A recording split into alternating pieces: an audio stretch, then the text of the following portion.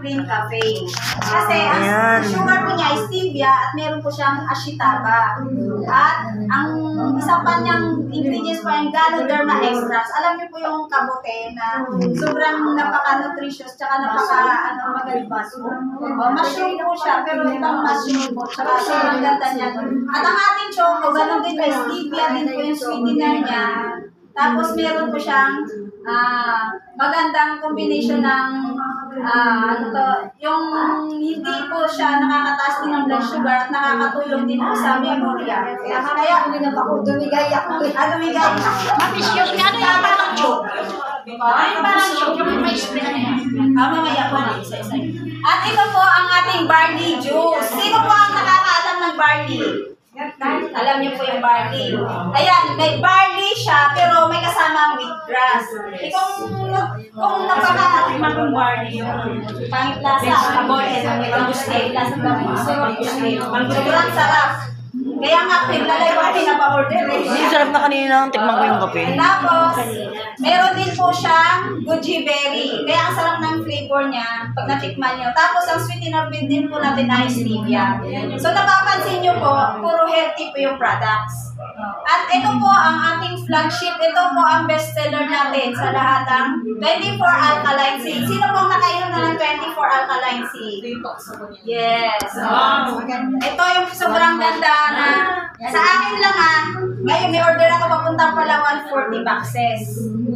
Kasi sobrang mabili po ang 24 Alkaline. Naman ang benefits naman yung sodium alkaline din. Marami po siya natutulungan. Hindi siya nakakapagpagaling, natutulungan sakit. Halimbawa, yung may mataas yung diabetes, nagno-normalize po, pero dapat tuloy-tuloy yung pag-inom. Yung may dinatalis po. Sigok po mamaya.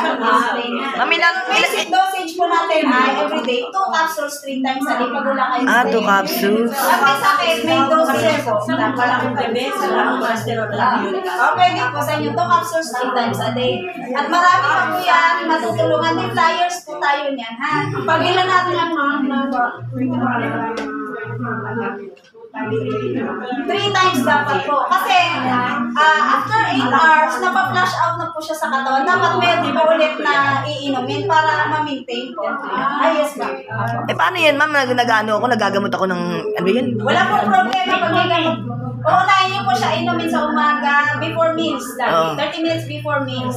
Before kayo binom ng kahit ano, unahin niyo po 24 Alkaline C, Restore, or Alka White. Depende po. At ito yung Alka White. Yes po. 30 minutes before breakfast. Ang Alka White po ay glutathione. Ay sa pampaganda. Maputi. Ikukurek po natin, hindi po pampaganda. Pan-detox po siya ng ina. Totoo lang. At ang ganyang side effect po ay pag sobra na kayong naparami ng inom, puputin po kayo. Hindi nyo mapipigilan, puputin kayo. Kaya para na pagkamala na natin, nagpapaganda. Kasi nag-glow yung skin natin, yung buhok, yung kuko. Pag lagi kayong umiinom ng glutathione. Capsule. Yes po. Ano yan? Kada isang araw. Depende po sa dosage na nyo. Pag kay doktora, pwede nyo, pag may health concern, may mga dosage po. Pero pinaka-safe na inumin nyo 1 capsule 2 times a day. Kahit na may sugar, ma'am, kahit may sugar ka, pwede pa rin yung At ito po ang pampasexy na kape. Sino kayo gusto maging sexy? Gusto maging sexy. Keto coffee. Ang gusto tumaba. Gusto tumaba. Ibang case na. Actually, maganda po yung keto coffee sa gustong magpapayat ka. Kasi parang hindi ka gugutumin for ilang oras.